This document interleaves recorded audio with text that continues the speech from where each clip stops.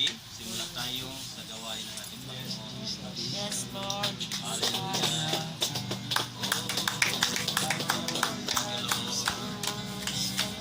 Dakila ka, Panginoon. Welcome you, Father God, in this place. Tunay nga, Panginoon, sabi mo, saan man dalawa o tatlo magkakatipon, nandito ka. Hallelujah. Yes, Lord Kaya, God. Panginoon, salamat sa patuloy na ginagawa mo sa aming buhay. Salamat sa pag-iingat, protection, Panginoon. Yes, Lord. Maghapon, ingatan mo kami, Lord. Dapat ng purihin, sambahin, Panginoon. Sa gabi nito, Lord God, dinadakila ka namin at purihin, Lord. Maraming salamat. In Jesus' name. Yes, Lord Jesus. Ibutin mo, Panginoon.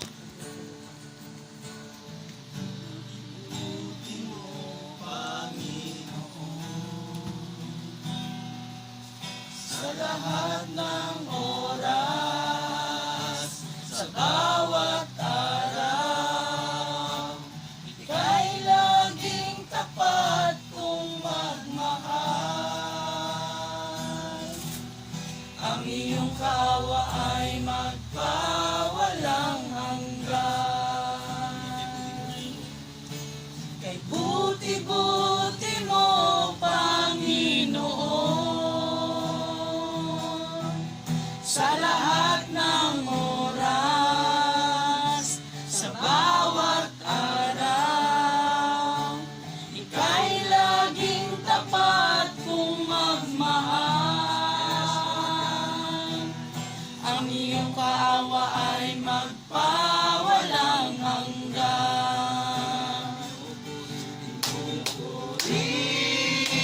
Sinasamba kita,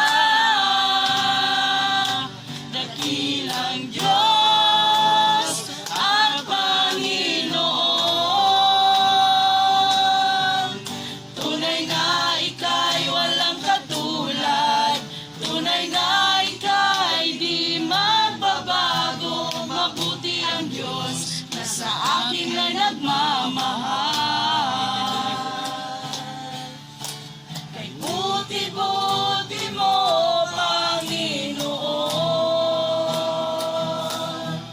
Sa lahat ng oras, sa bawat araw, ika'y laging tapat kong magmahal. Ang iyong kaawa ay magpawalang hanggan. Pinupuri, sinasamba kita, dakilang Diyos at Panginoon. Tunay na ika'y walang katulad, tunay na ika'y di magbabago. Mabuti ang Diyos na sa akin ay nagmamahal. Pinupuri, sinasamba kita, dakilang Diyos at Panginoon. Tunay nga ika'y walang katulad, tunay na ika'y di magbabago. Mabuti ang Diyos na sa akin ay nagmamahal. Mabuti ang Diyos na sa akin ay nagmamahal. Mabuti ang Diyos na sa akin ay nagmamahal.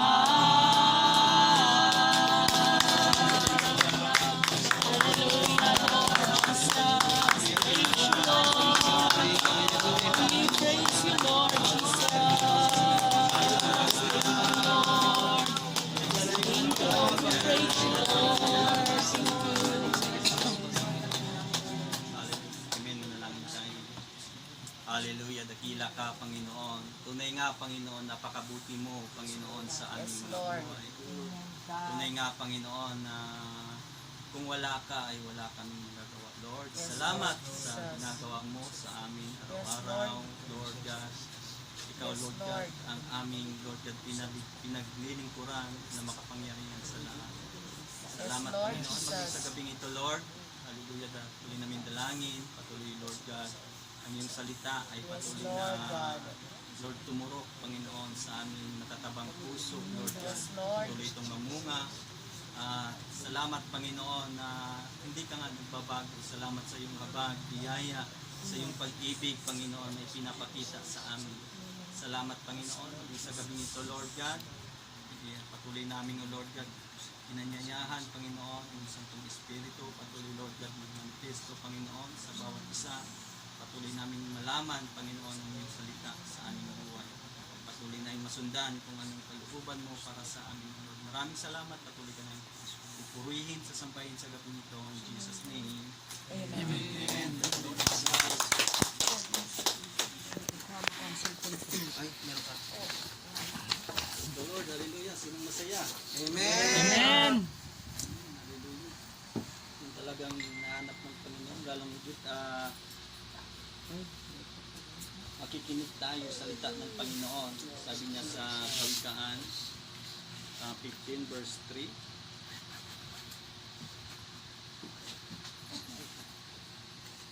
Ang masayang ngiti sa puso ay kasiyahan, ngunit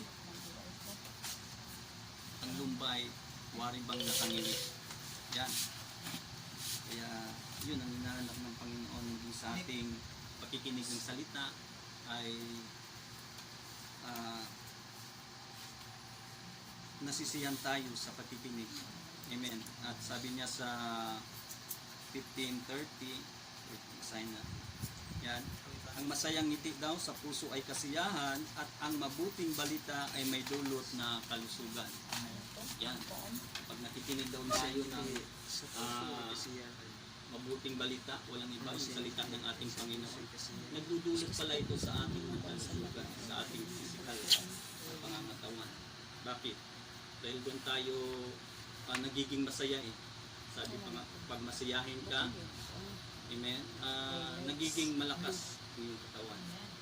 Pero kapag malungkot daw, sabi doon sa 17:22, ang pagkamasayahin daw ay mabuti sa katawan at ang malungkutin unti-unting namamatay. Amen. Natuod ba kami? Kapag malungkot talaga ang tao, walang kasiyahan, madaling mamatay. Yan. Pero Stress. kapag nasa Cancer ang labas. kapag masaya ka, yun, mabuti pala sa katawan niyo. Amen. At kaya sabihin mo silang kapit, masaya lang tayo.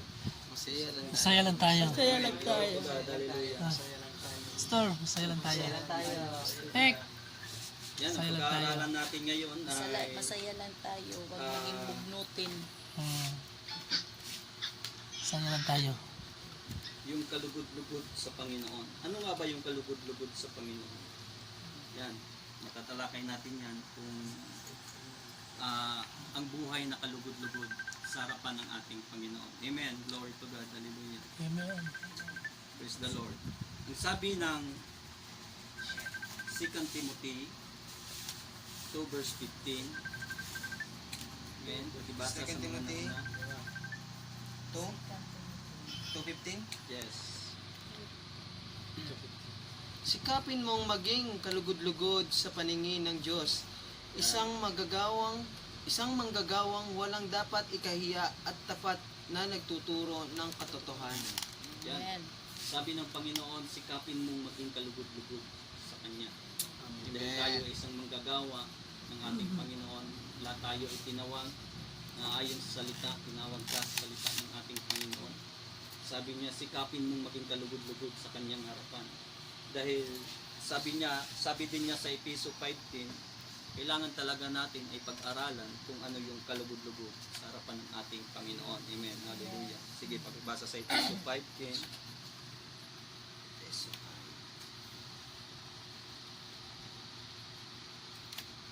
Pag-aralan ninyo kung ano ang kalugod-lugod sa Panginoon. Yan. Pag-aralan daw natin kung ano yung kalugod-lugod sa Panginoon. Yan. Matatalakay natin yan. Meron ako ditong 5 paraan upang maging kalugod-lugod sa harapan ng ating Panginoon. Yan. Ayan. Hallelujah. Alam niyo po ba yung maging ang Israel is sinisikap nilang maging kalugod-lugod sa harapan ng ating Panginoon. Subalit nga hindi sila kinalugdan ng ating Panginoon. Bakit? Hindi nga sila naniniwala sa aral ni Kristo. Maging pinili na yan na bayan ng ating Diyos. Walang ibang pinili ng bayan ng Panginoon kundi ang Israel. At sa biyaya ng Panginoon, tayong mga hintil, sa mga hindi naniniwala, kasi hintil tayo sa pananampalataya. Naabot lang tayo sa pangangaral ng mabuting balita. Kaya tayo ngayon sumasampalataya sa ating Panginoong Hesus. Amen.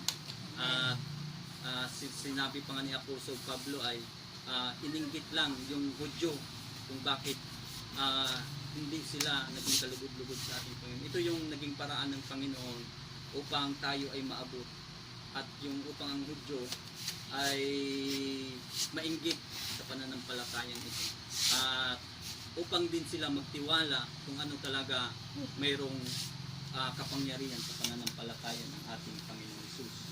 Amen. Glory to God. Yan. Ang sabi sa Roma 9:31, ang Israel ay nagsikap sa pamamagitan ng kautusan. Yan talaga yung kautusan. Nung Old Testament, nung panahon ni Moses, may kautusan Yun ang kanilang sinisikap ngayon. Subalit hindi sila naniniwala ngayon sa ating Panginoong Hesus. Si Moises man nagsulat patungkol sa ating Panginoong Hesus na darating talaga ang tagapagligtas. Nang dumating yung ating Panginoon na siyang magliligtas sana sa kanila, hindi sila naniwala. Bakit? Dahil sa Israel, kapag sinabi mong anak ka ng Diyos, ibig sabihin, dalawa na kayong Diyos, ay malaking agrumento yun sa kanila. Kaya hindi nga sila naniniwala. Sabi nga niya sa ang ating Panginoon, hindi kayo naniniwala sa akin. At sabi niya kapag sa John, hinatulan na ang mga hindi naniniwala sa ating Panginoon. Amen, nabasa na ba ninyo yun? Oo. Kaya napakapalad tayo, naniniwala tayo sa ating Panginoon Hesus. Amen. Glory to God. At ang sabi niya sa Roma 10 verse 2, nagsikap nga ang Hudyo, mali nga lamang ang kanilang naging batayan. Amen. Ang kanilang naging batayan kasi yung Old Testament. At ang lahat ng namumuhay sa Old Testament, sabi ng Panginoon, ay walang nakatupad ni isaman. Chapter 1. Naging masama sila sa harapan ng ating Panginoon. Amen. Amen. Naalala niyo ba yung kwentos ng mga parabola sa ating Panginoon? Nung may lumapit sa ating Panginoon, nagmamalaki siya Yung isang binata na mayaman, napakayaman. Lord, ano nga bang dapat ko gawin upang maligtas ako, makamit ko ang buhay na walang hanggan? Anong answer ng Panginoon? Dahil alam ng Panginoon na lahat ng lumalapit sa Kanya ay alam niya yung puso Kaya sinabi kagad ng Panginoon, alam mo ang kautusan. Dahil ang binatang ito namumuhay sa kautusan Pero hindi sinabi ng Panginoon yung evangelical answer na sumampalataya ka sa akin at maliligtas ka. Diba? Sinabi nga ng Panginoon, alam mo yung kautusan. Huwag kang mangalulunya, huwag kang papatay, huwag kang magsisinungaling. Nagambog ang binata ito, sabi niya, Lord, natupad ko na ang lahat ng iyan mula pa sa aking pagkabata. Pero isa rin ating Panginoon, may isa pa na kulang kain. Dahil siya'y napakayaman nga, sabi ng Panginoon, pagbili mo ang lahat ng iyong ari-arian at nang matapos mong pagbilhan yan, pumunta ka dito at sumama ka sa akin. Anong sabi ng binata? Kaya nga, tumalikod kagad ang binata about this at hindi mo nawaan kung anong ibig sabihin. Amen? Ibig sabihin, yun na, sa maging sa unang kautusan, hindi na niya natupad yun Sabi ng Panginoon, huwag kang gagawa ng ibang Diyos maliban sa akin. Dinidiyos na yun yung pera niya Kaya yun, wala nga siyang lusot sa ating Panginoon. Amen? Amen. Yan. Kaya lahat ng nagmamalaki sa kautusan ay talagang mayroon talagang kasagutan yung ating Panginoon. Pero kung maniwala ka lang sa ating Panginoon, ito yung sabi niya, ikaw ay maliligtas. Amen? Yeah, Amen. glory to God. Kaya lahat ng naniniwala talaga sa ating Panginoon, kapag naniniwala ka ngayon, kahit ikaw lang munang isa, yung sabi niya sa Gawa 6:16, kapag sumampalataya ka, ikaw at ang iyong buong sambahayan ay maliligtas. Hindi talaga papayag yung ating Panginoon na ikaw lang maliligtas sa iyong pamilya. Kaya kailangan mong ipaglaban yung pananampalataya mo ngayon sa harapan ng ating Panginoon. Sikapin mong paglaban yan dahil dyan mayroong buhay na walang hanggan. Wala namang ibang nagbigay ng buhay na walang hanggan kundi yung ating Ama lang sa pamagitan ni Kristo Jesus. Yan. Glory to God. Hallelujah. Amen. Yan, sa Roma 3, nagsikap nga sila nang gumawa sila ng sarili nilang pamamaraan. Roma 10 verse 3. Yan, ito yung mga Hudyo, ang kanilang pamantayan. Pero hindi nila alam na si Kristo pala ang siyang kaganapan ng kautusan. Amen. Sabi sa Roma 10:4, si Kristo ang siyang kaganapan ng kautusan. Ngayon, dahil hindi sila naniwala kay Kristo, hinatulan na siya, sabi sa John 3:18 ba yun? Ang hindi naniniwala kay Kristo ay hinahatulan na. Yan. Glory to God. Yan. Tayo mga hintel, sa pamamagitan ng ating pananampalataya, sabi sa Roma 9:30, amen, basahin natin. Roma 9 verse 30. Roma 9 verse 30. Ano ngayon ang masasabi natin? Ang mga hintil na hindi nagsikap na maging kalugod-lugod sa Diyos ay pinawalang sala niya sa pamamagitan ng pananampalataya. Yan. Sa pamamagitan lamang ng ating pananampalataya kay Kristo. Maging malinis kagad ka eh. Bakit? Iniwala kagad ka sa ating Panginoong Jesus eh. Kaya yung mga Hudyo, hindi man sila sumampalataya, bagamat sila yung unang pinuntahan dito ng ating Panginoon. Hindi sila sumampalataya, ay alam naman natin kung saan hahantong ang buhay na hindi sumasampalataya. Amen. Amen. Glory to God. At sabi sa Roma 10 verse 4, at itinuring sa pamagitan ng ating pananampalataya, itinuring kagad tayo ng Panginoon isang matuwid. Sabi doon, itinuring na matuwid ng Diyos sa sino mang sumasampalataya. Yan, hindi matuwid kagad tayo sa harapan niya. Amen.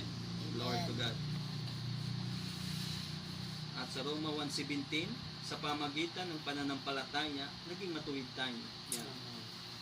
Glory to God. Kaya sa ating pananampalataya, talagang wala na dapat lumihis pa o tumalikod. Dahil dyan na ang buhay eh. Yan na ang buhay sa pamagitan ng ating Panginoon. Dahil maraming Kristiyano pa rin ngayon, nakaunawa na, nakaalam na nila yung katotohanan, tumatalikod pa sila.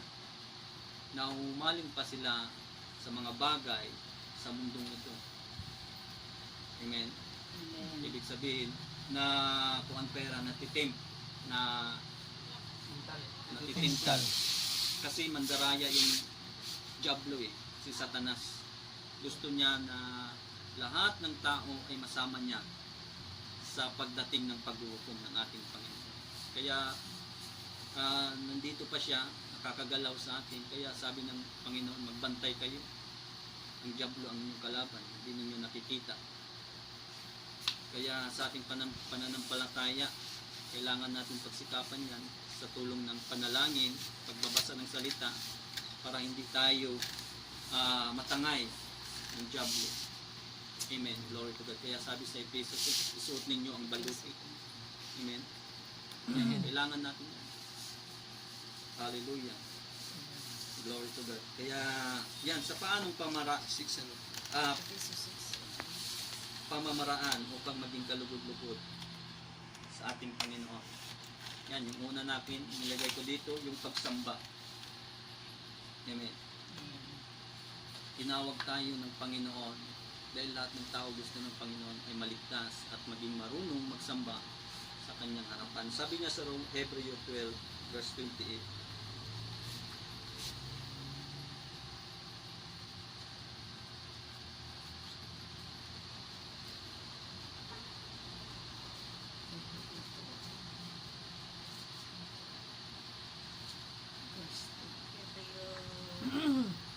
Hebreo 28, kaya Kaya magpasalamat tayo sa Diyos sapagkat tumanggap tayo ng isang kaharyang hindi nayayanig. Sambahin natin ang Diyos sa paraang kalugod-lugod sa Kanya sa paraang may paggalang at pagkatapos. yan, sambahin daw natin ang Panginoon sa paraang kalugod-lugod. Paano nga bang maging kalugod-lugod ang buhay mo ngayon na sumasamba ka sa ating Panginoon? Sabi niya sa Roma 12 verse 1, ang kalugod-lugod pala ay yung buhay mo ay nakaalay sa ating Panginoon. Amen. Basahin natin. Amen. Yan. Kaya nga mga kapatid, alang-alang sa masaganang habag ng Diyos sa atin, ako'y nakikiusap sa inyo na ialay ninyo ang inyong sarili bilang handog na buhay. Yan. Ialay daw natin yung ating sarili bilang handog na buhay. Banal at kalugod-lugod sa Diyos. Ito ang karapat-dapat na pagsamba ninyo sa Diyos. Ito pala yung karapat-dapat. Yung ating buhay ngayon ay nakaalay sa ating Panginoon. Hindi lamang buhay, naging banal at kalugod-lugod sa Diyos. Yan. Kailangan talaga yan sa paglilingkod ng isang Kristiyano. Dahil lahat ng naglilingkod, kailangan yung kanyang buhay ay nakaalay na ngayon sa ating Panginoon.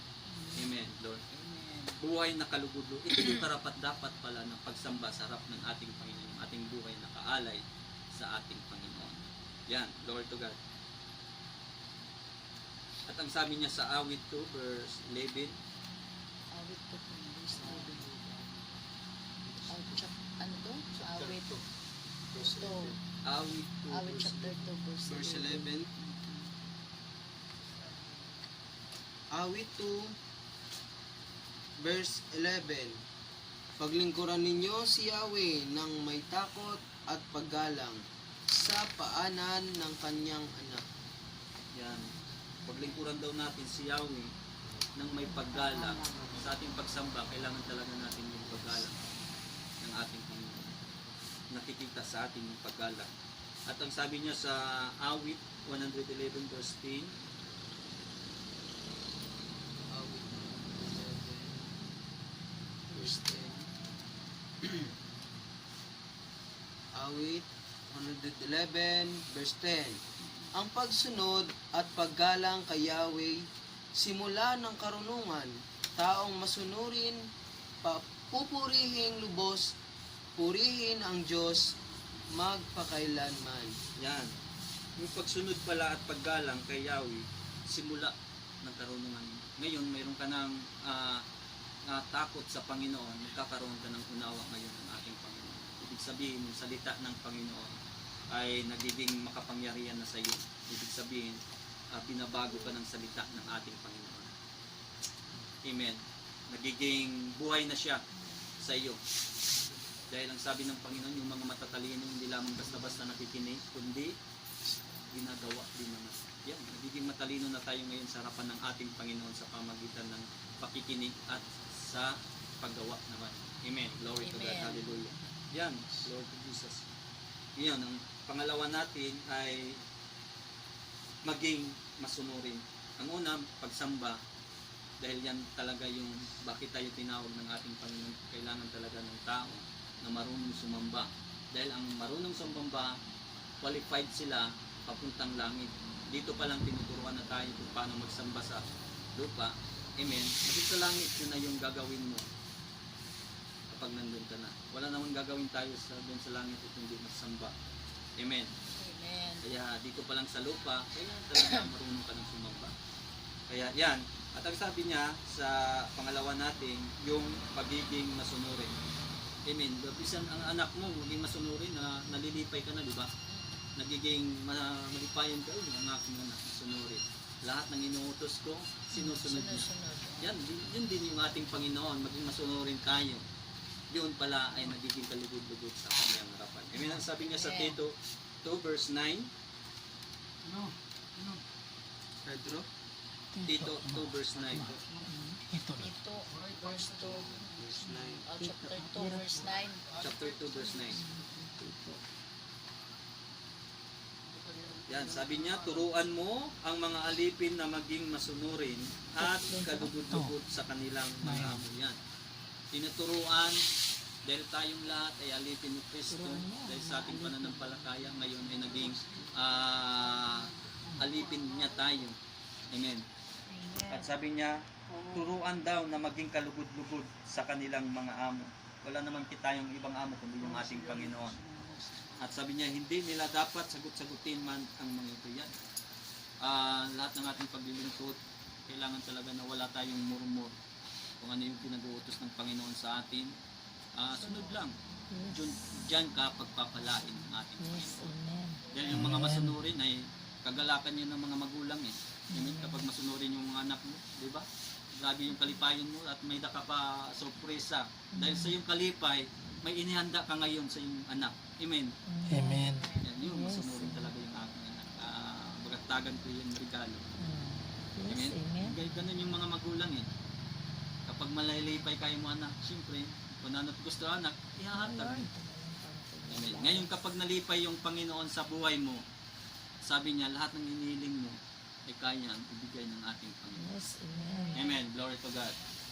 Praise the Lord. Hallelujah. Yan. At ang ating pangatlo ay yung pagiging marami pa kasing verse dito. Dali, kuha na lang natin mga supporting verse. Yung ihatag ko na lang sa Pilipos 2:8. Yan, ang pagiging masunurin yan. Sa awit 107 verse 18, ingatan ni Yahweh ang taong masunurin. Yan, kapag masunurin pa tayo, iingatan tayo ng ating Panginoon.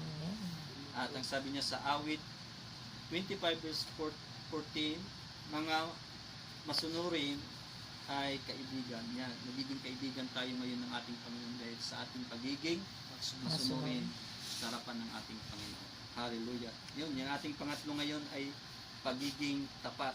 Yan. Amen. Bisan ikaw na amo ka, nakita mo yung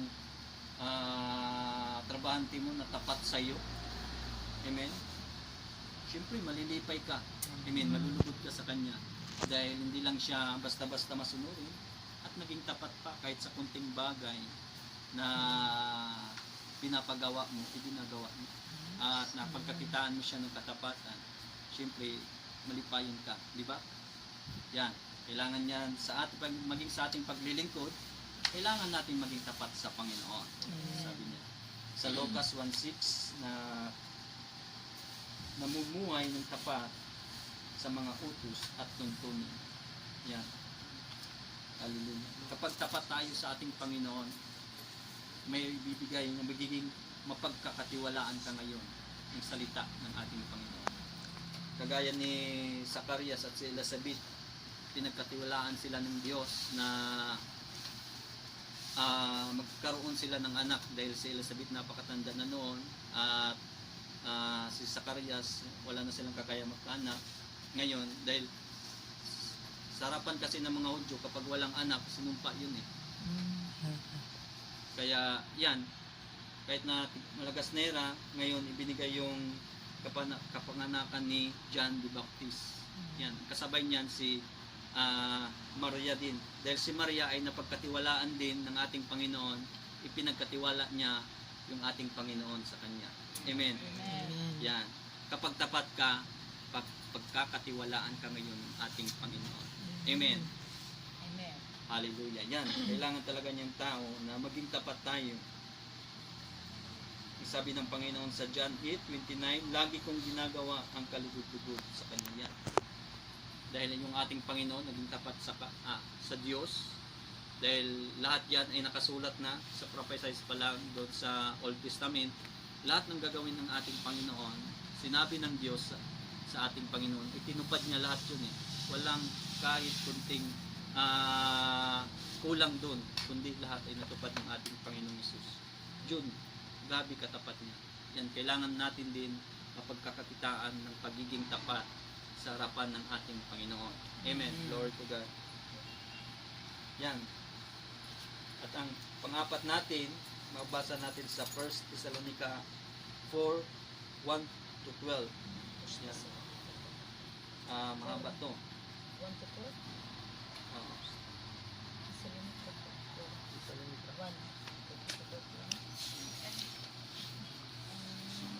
4. First, Ito ay ang pagiging buhay na kalugod-lugod sa Diyos. Yan.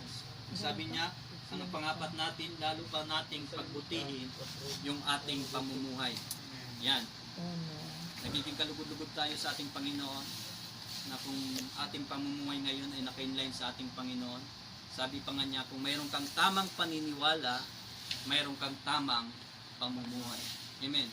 Kaya kung paniniwala mo ngayon sa ating, patungkol sa ating Panginoon, at ang buhay mo ay nagiging tama sa harapan ng ating Panginoon. Hindi lang ikaw, maging ang iyong pamilya, at ang iyong pamilya ngayon ay magiging tama din ang pamumuhay ng bawat isa. Dahil lahat tayo ay pinaunawa ng Diyos yung kanyang salita sa atin. Amen. Lord to God. Amen. Basahin natin. Kaya nga mga kapatid, isa pang bagay ang pinapakiusap namin at ipinapayo sa inyo sa ngalan ng Panginoong Hesus, na sana'y lalo pa ninyong pagbutihin ang inyong pamumuhay ngayon. Amen. Bakit ngayon kailangan natin pagbutihin? Dahil nga yung ating pamumuhay, yung ating pananampalataya may umaagaw dyan. Kapag hindi ka aware dyan, dahil ang diablo kumikilos 24 hours sa buhay ng tao, nagbibigay din siya ng pagsubok para lang ang iyong pananampalataya ay mabaling sa kanya. Binibigay pa nga niya yung kayamanan eh. Ngayon naalala yung kwento ni Jesus nang itinukso siya. Unang ibinigay niya pagkain eh. Kung ikaw nga ang anak ng Diyos, gawin mong pagkain ang batong ito. Gawin mong tinapay.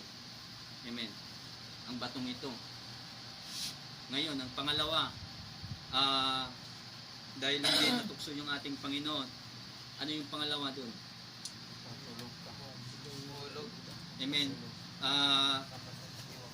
Ngayon, dinala ngayon ng ating Panginoon sa mataas na tuktok ng bundok sa templo. Yan, sabi niya, gumagamit din yung si Satanas ng salita ng Panginoon eh.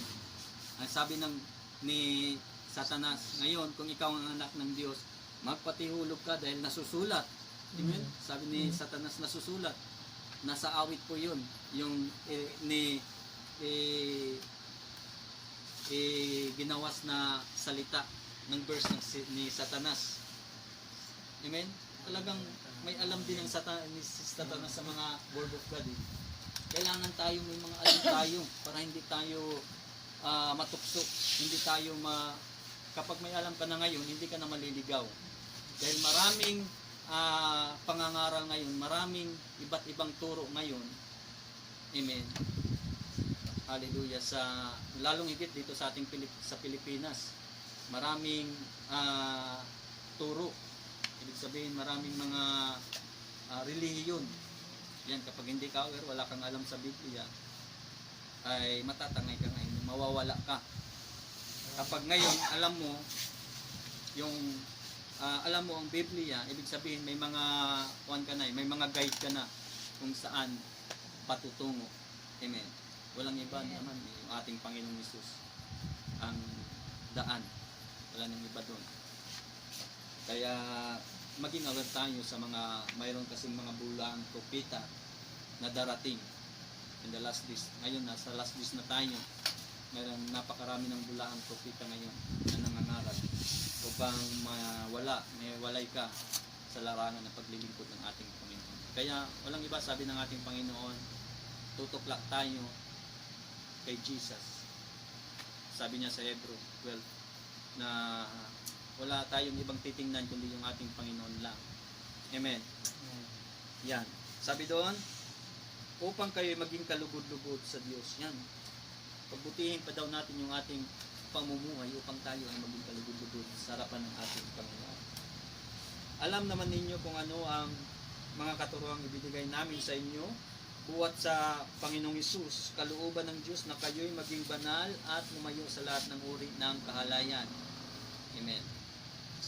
Kalooban talaga ng Panginoon na tayo ay maging banal sa kanyang harapan. At dahil banal tayo, ibig sabihin, lumayo tayo sa lahat ng uri ng kasalanan o kahalayan. Amen. Dapat maging banal at marangal ang pakikitungo ng bawat isa sa kanyang mga asawa. Yan. At hindi upang masunod lamang ang mga pagnanasa ng laman tulad ng inaasal ng mga hintil na hindi nakakakilala sa Diyos. Yan, ganyan tayo nung una na hindi pa tayo nakakakilala sa ating Panginoon. Masunod lamang yung mga nasa ng laman. Dahil maraming nasa ng laman. Amen. Glory to God. Pero ngayon nakakilala na tayo, sabi ng Panginoon, magpakabanal tayo. Amen. Sa bagay na ito, huwag ninyong gawan ng masama at dayain ang inyong kapatid sapagkat parurusa ng Panginoon ang gumagawa ng ganitong kasamaan tulad ng pagnaigpit naming babala sa inyo noon. Tayo'y tinawag ng Diyos upang mamuhay sa kabanalan, hindi sa kaalayan. Kaya ang sinumang humahamak sa aral nito ay humahamak hindi sa tao, kundi sa Diyos na siyang nagkakaloob sa atin ng kanyang Espiritu. Amen. Pinagkaloob talaga yung Santong Espiritu sa atin upang malaman natin at maunawaan yung mga bagay na malalalim na hindi natin maunawaan. Yan. Mayroon na tayo ngayong tagapag-unawa. Walang iba, yung Santong Espiritu na ibinigay sa atin ng ating Panginoon. Amen. Yan. Gift yan ng ating Panginoon sa lahat ng sumasampalataya sa Kanya. Isa yan sa mga regalo. Amen. Glory to God. Kaya napakabuti nga ng ating Panginoon. Yan, hindi na tayo magtagal. Dito na tayo sa ikalima natin. Hallelujah. Ang ikalima natin na sabi doon sa Roma 12 verse 2, yung pagbabago ng isip. Dahil tayo ay makasalanan yung ating isipan. Hindi na bago. Yung makiayon sa takbo ng mundong ito, Mhm. mag-iba kayo sa pamamagitan ng pagbabago ng inyong pag-iisip upang maunawaan ninyo ang kalooban ng Diyos, kung ano ang mabuti, kalugod-lugod at ganap na kalooban niya. Yan. Kailangan talaga natin ipabago yung ating pag-iisip. Walang ibang magbabago kundi yung ating Panginoon Jesus. Sa tulong niya. At kailangan natin pagsikapan din yung pagbabago na yan. Amen. Sabi niya sa sa Pilipos 2 verse 12. Yan. Basahin natin.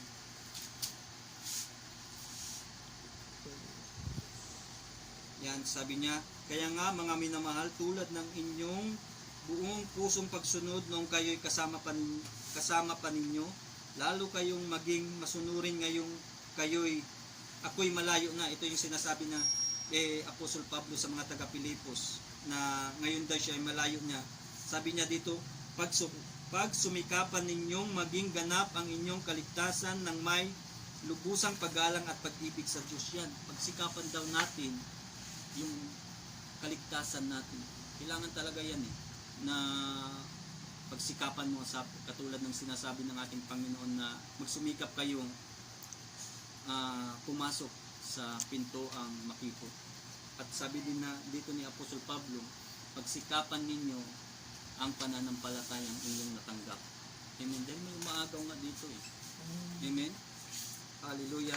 Kapag sabi niya sa 12, kapag nagsikap daw tayo, anong sabi niya? Sapagkat ang Diyos ang kumikilos sa inyo upang inyong naisin isagawa ang kanyang kalooban. Yan, kapag nagsikap tayo, may tutulong sa atin.